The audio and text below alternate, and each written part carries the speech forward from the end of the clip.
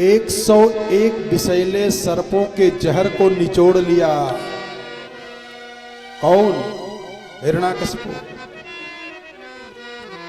और अपनी पत्नी कयाधु से कहा कि ये विष पिलाओ, प्रहलाद को कह देना कि प्रसाद पी जाए, मर जाए।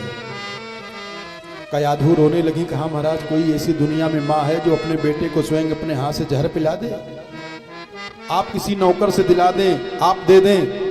कहा ना, तुमको पिलाना पड़ेगा। तो कयाधु माँ रोते हुए अपने पुत्र प्रहलाद को बुलाई, कहा बेटा आ जाओ। और जब प्रहलाद जी जाते हैं और उस जब विष के कटोरे को दिया, कहा ये प्रसाद है, तो प्रहलाद जी नाचने लगे, मस्त हो गए। और जब उस विष को पीने के लिए तैयारी किए हैं तो भगवान शंकर जी ने आकर के उस विष को पी लिए हैं। अब हिरण्याकशिपु को इतना कष्ट हुआ कि अब ये मानने वाला नहीं, अब क्या किया जाए? बहुत कुछ किया है।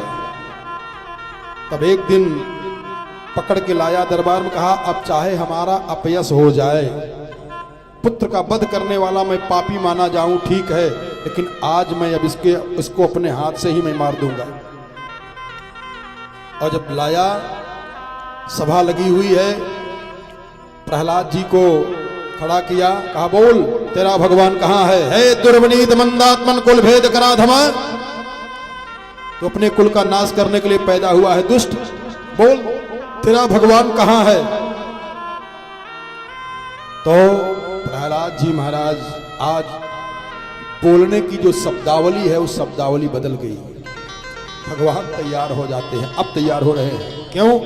तब प्रहलाद जी ने जब कहा, प्रहलाद जी से जब कहा हिरण्याकशिपु ने, बोल तेरा भगवान कहां है जिसका तू उपासना करता है? तब प्रहलाद जी ने कहा कि न केवलम में भवतश्च राजन। ध्यान दें, किसी भक्त से संबंध बना रहेगा तो आपका कोई बाल बांका नहीं कर पाएगा, और भक्त से संबंध टूटा कि खतरा की घंटी बज जाएगी। आज प्रहलाद जी ने हिरण्याकशिपु को पिता नहीं कहा, राजन कह दिया है।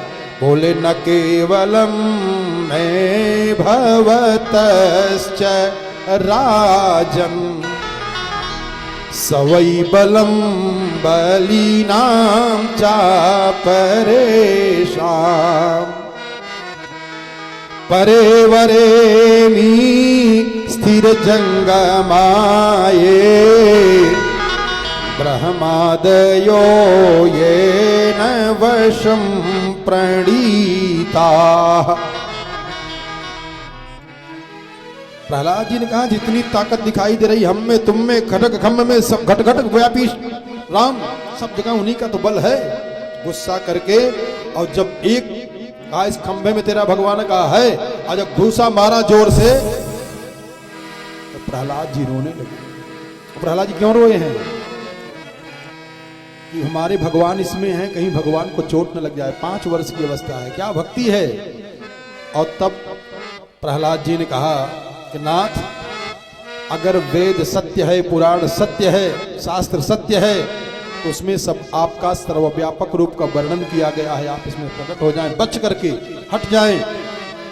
उसी खंभ को फाड़ करके भगवान नृसिंह के रूप में प्रकट हो गए। बोल नृसिंह भगवान की जय हो। भयानक रूप है भगवान का, नृसिंह भगवान का। आधा शरीर शेर का है और आधा मानव का है। भगवान दौड़ करके पकड़ लिए हिरण्याकशिपु को, और डेहरी में, इसीलिए शाम को नहीं सोना चाहिए। ध्यान दें, माताएं विशेष ध्यान दें, सब लोग ध्यान दें। संध्या के समय सोना नहीं चाहिए, भजन करना चाहिए, और डेहरी पे नहीं रहना चाहिए। पुरुषोत्तम मास का महीना था, उसको ब्रह्मा जी ने नहीं बनाया है। और अपने पैर पे हिरण्याकशिपु को नृसिंह भगवान ने लेटा लिया, और अपने बघनख से उसके शरीर को फाड़ दिया। चारों तरफ हाहाकार मच गया। नृसिंह भगवान गुस्सा में नृत्य करने लगे। नखां कुमारोत्पित हाथ सरोरुहम विसृज्य तस्यानुचरानुदायुधम। भगवान जब नृत्य करना शुरू किए हैं, बघनख से फाड़ करके उसके शरीर को गले में डाल लिए। पृथ्वी डगमग डगमग कर रही है। देवताओं ने प्रार्थना किया, दैत्यों ने किया, यक्षों ने किया, किन्नरों ने किया, सब लोगों ने प्रार्थना किया नृसिंह भगवान से शांत हो जाएं, शांत हो जाए, शांत ही नहीं हो रहे हैं। तब ब्रह्मा जी आज जितने देवता हैं लक्ष्मी माता के पास गए। एवं सुरादयः सर्वे ब्रह्म रुद्र पुरःसरा, समस्त देवता देवियां गए लक्ष्मी माता के पास और लक्ष्मी जी से कहा कि माता जी चलिए अपने पति देव को समझाइए। लक्ष्मी जी कहती चलो। 16 श्रृंगार करके आती हैं लक्ष्मी माता और जब घूंघट उठाती हैं भगवान का नृसिंह रूप धारण देखती हैं क्रोध में, फिर घूंघट डाल करके भाग जाती, कहा हम इनके पास नहीं जा पाऊंगी। ब्रह्मा जी ने प्रहलाद से कहा बेटा शेर को देख करके सब डरते हैं जंगल के जानवर, लेकिन शेर का बेटा शेर को थोड़ी डरता है। हाँ मतलब, कहा अब तुम ही शांत कर पाओगे, नहीं पृथ्वी चली जाएंगी रसातल में। तो प्रहलाद जी गए और प्रहलाद जी ने हाथ जोड़ करके भगवान के सामने जाकर के चरणों में साष्टांग लेट गए। स्वपाद मूले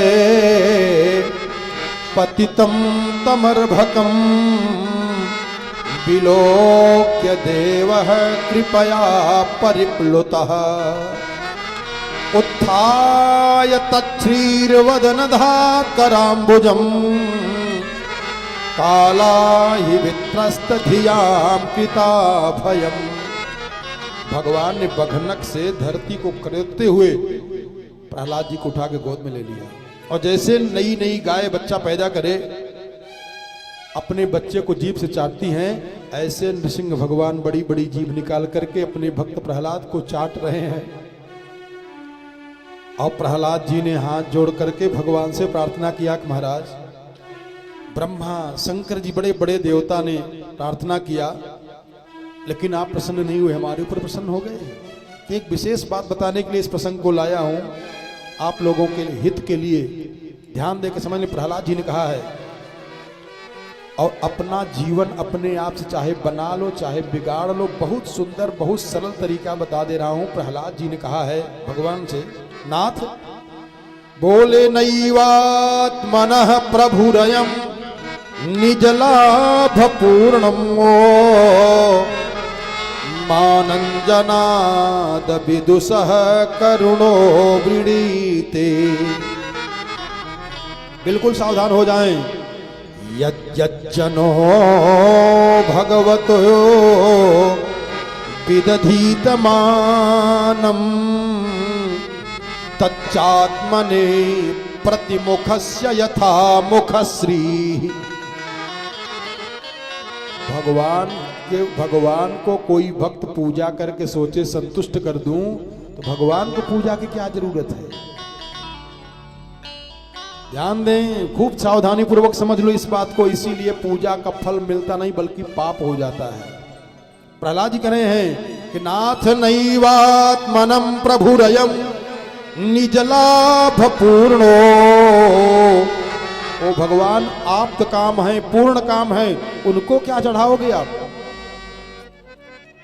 हम तो एकादशी व्रत नहीं करते, नाराज हो गए भगवान से। तुम्हारे नाराज होने से उनको असर पड़ेगा क्या। तू दाना चावल चढ़ा दिए, नहीं चढ़ाओगे तो उनको असर कर देगा।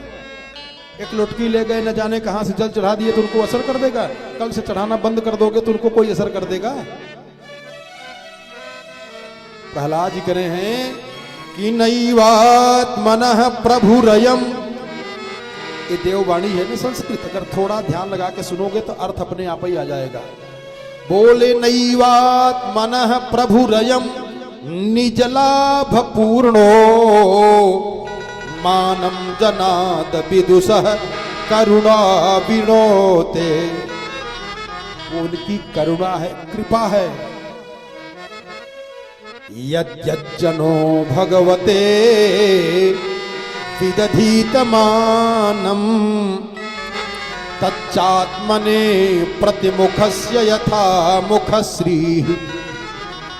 जो आप पूजा करते हो, जो भगवान को आप चढ़ाते हो, जिस विधि से भगवान की आप पूजा करते हो वो स्वयं आपको ही मिलेगा, वो आपको ही हो रहा है। अब आपकी मर्जी, जैसा चाहो वैसा बना लो। भगवान को जो चढ़ाओगे वो अलग बात है, वो तो आप ही को मिलेगा। बात समझ में आ रही है? कहा कैसे?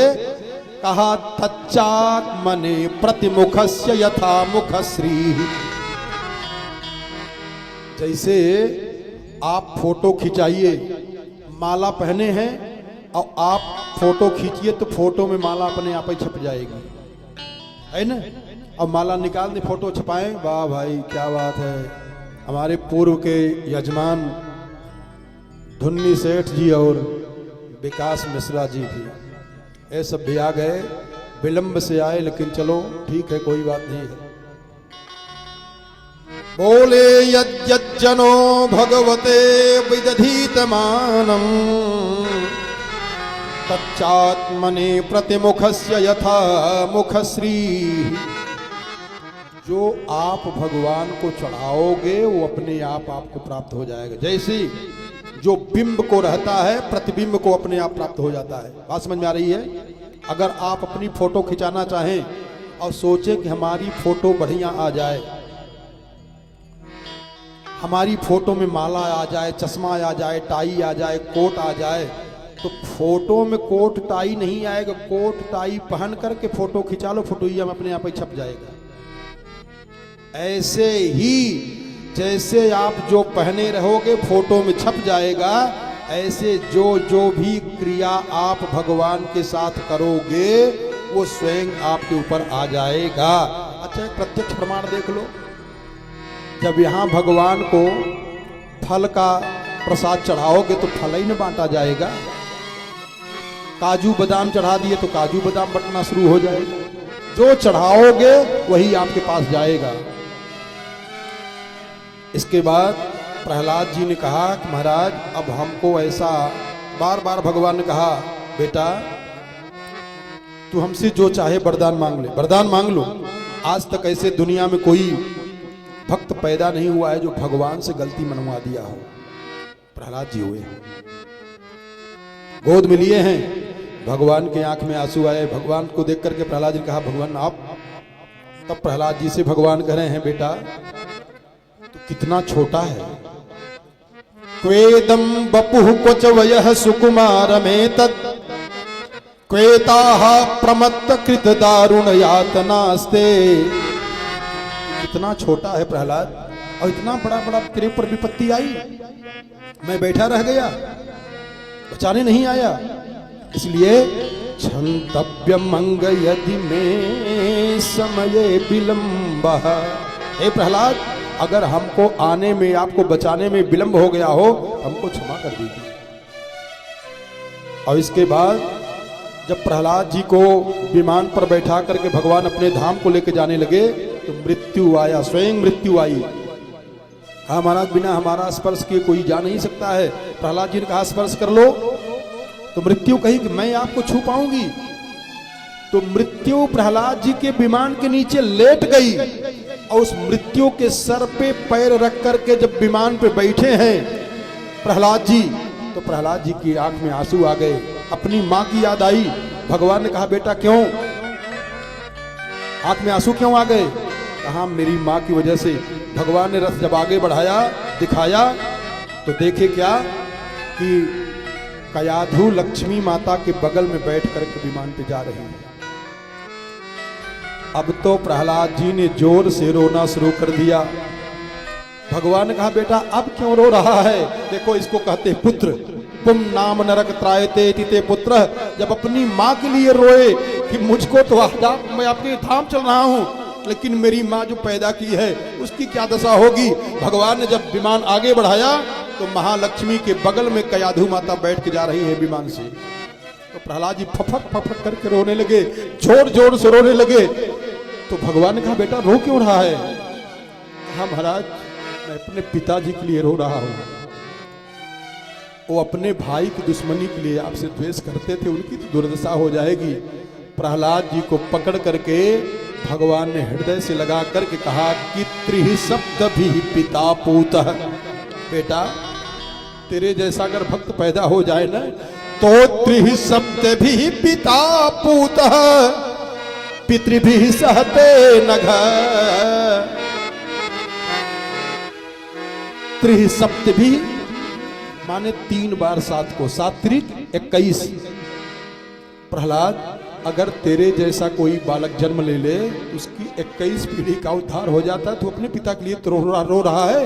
बोले त्रिहि सप्ति भी पिता पूत पितृभि सहते नघ यत् साधोस्य गृहे जातो भवान वै कुल पावन। हरिकुलम पवित्रम जननी कृतार्था वसुंधरा शाश्वती च धन्या और नृत्यन्ति गायन्ति पितरं च स्वर्गे जय जन्मकूलम श्री रामदास। प्रहलाद जी को मानव धर्म सिखाए,